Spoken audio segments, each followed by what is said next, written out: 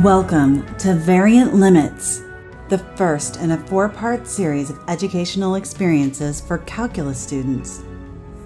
Variant brings calculus to life by transforming abstract ideas into creative and visual challenges.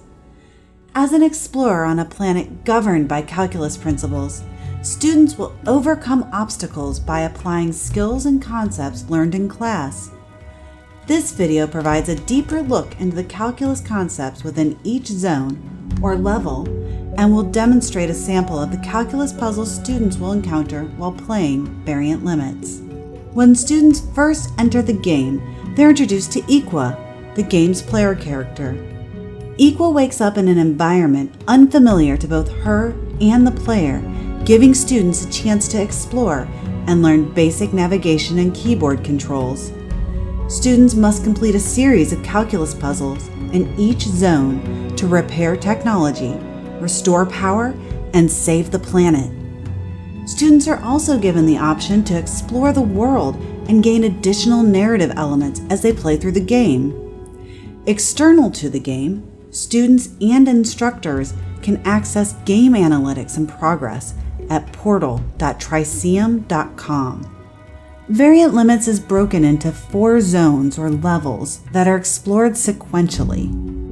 Within Zone 1, students gain competencies related to the nature of points, including limits from the left, from the right, or from both sides.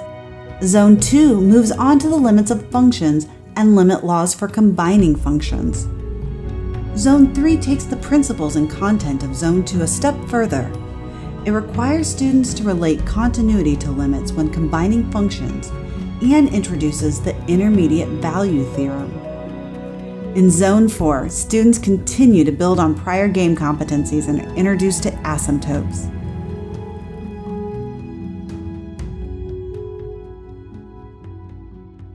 The zone begins by teaching the players the basic mechanics. Orbs with the shading on the left represents a point of interest that has a limit from the left. As the player continues into the zone, they are introduced to right-sided orbs, which represent a point of interest that has a limit from the right. Lastly, students are introduced to value orbs, which represent a point of interest that has a value achieved by the function. As you can see, a puzzle with the same graph is repeated during the puzzle progression for each of the orb types to provide context to the student. As the zone progresses, students are required to create and edit orbs instead of using prescribed orbs for each puzzle. At this stage of the game, students must construct orbs that have all of the properties of a point of interest, combining left, right, and value orbs as needed. Thus, the student must fully describe all points of interest on the graph.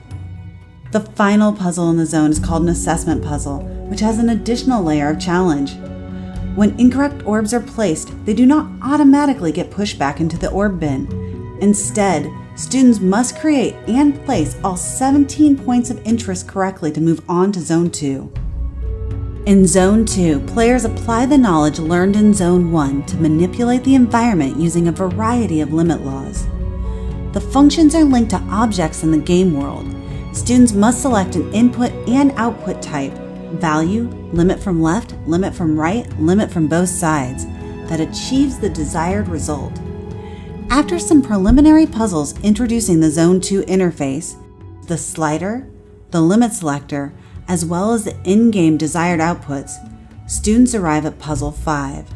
This puzzle requires students to find a result of 2 as represented in world. As the input slider approaches 5, the player notices that the output gets closer and closer to 2. However, when the limit selector is set to f of a and the input is 5, the output jumps to 4. On the other hand, when the input is set to 7.5 and the limit selector is set to f of a, the output does not exist. Thus, the player must use the limit selector to choose which limit type provides a correct answer. This puzzle has several correct answers. The first is an input of 5 and an output type of a limit from the left. The other solutions are the limits approaching 7.5. Either answer extends the bridge, allowing the player to progress. This puzzle represents a locking mechanism used throughout Zones 2, 3, and 4, requiring students to use limits for both functions to align the notches and open the lock. To solve this puzzle, the player must evaluate both functions f of x and g of x, using the same input and output type. As the player moves the input slider, the functions f of x and g of x control the rotation of the lock plates. When the player evaluates these functions, they can use an input of 6 and an output type of a limit from the right to align the locking mechanism, creating a path. Other puzzles in the game require students to evaluate 3 functions simultaneously. This is a sample puzzle that represents the addition limit law by adding the lengths of f of x and g of x in the game world. In this puzzle, students must manipulate the sum of the functions by evaluating each function and adding their result to obtain a total of 2.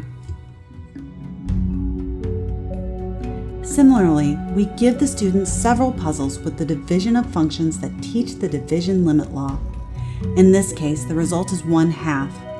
The puzzle doesn't care about the values of f of x and g of x, only that g of x is non-zero and that their quotient is the required slope. Division is represented by f of x as the height and g of x as the base of a right triangle, with the puzzle beam following the slope of the triangle given by the quotient. Finally, we teach the multiplication limit law by requiring students to solve the puzzles using the product of 2 functions. Multiplication is represented as an auto-targeting system which connects to a node with the given product. Like the previous limit law puzzles, students only see the individual functions, not their product, sum, or quotient. The assessment puzzle in Zone 2 requires students to use the addition, multiplication, and quotient limit laws.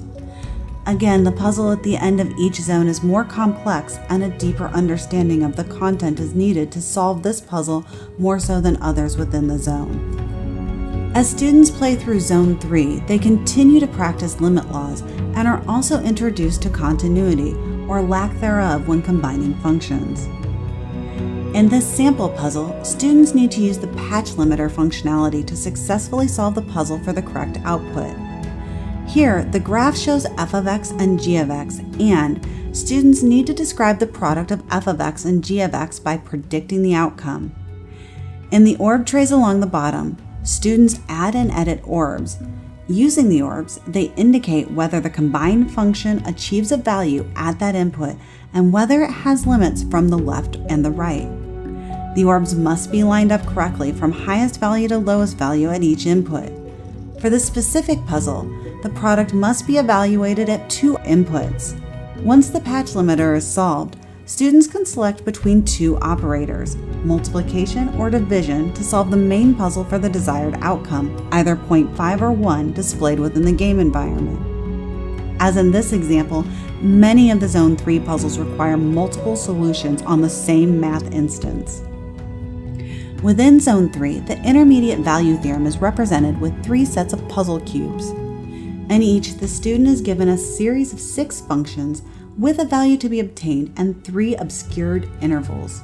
To solve the cube, students must select the interval that contains the desired value by looking at the values at the start and end of each interval. The assessment puzzle tests the intermediate value theorem over several values and intervals for the same function. The Zone 3 assessment puzzle requires students to apply the concepts from the intermediate value theorem cubes and the patch limiters to successfully complete the zone and move to Zone 4, the final level of variant limits. In Zone 4, students apply their knowledge of limits to address infinite limits. Once students are introduced to the zone's mechanics in the first puzzle, the second puzzle requires students to differentiate between the left asymptote to negative infinity and the right asymptote to positive infinity as x approaches 3. Here, students select orbs with appropriate values and place them in the slots that indicate the limit from the right and the limit from the left. While Zone 4 is focused on infinite limits and limits at infinity, the game continues to reinforce concepts from previous zones. In this puzzle, students must not only identify the direction of the asymptotes correctly, they must also give the value of the two-sided limit as x approaches 0. Zone 4 includes examples of oscillators, both at a finite input and as asymptotic behavior. This puzzle includes both a growing and a shrinking oscillation to highlight the difference in behavior. The next puzzle asks students to take limits at a finite input as well as examine the asymptotic behavior to contrast these ideas. In the final puzzle in this detailed puzzle demo, students must differentiate between several types of behavior in order to strengthen the contrast between them. When students complete the Zone 4 assessment puzzle, they'll uncover the end of the story. Variant Limits is transforming calculus education through direct interaction and instant feedback in an immersive 3D game environment. Via the online portal, Triceum also provides instructor and student dashboards with real-time game analytics that personalize and optimize the student experience. Give your students an opportunity to take a more active role in the learning process by using a game which engages them like no other learning tool. Reach out to the Triceum team now to learn more about incorporating variant limits into your classroom and experience the power of play.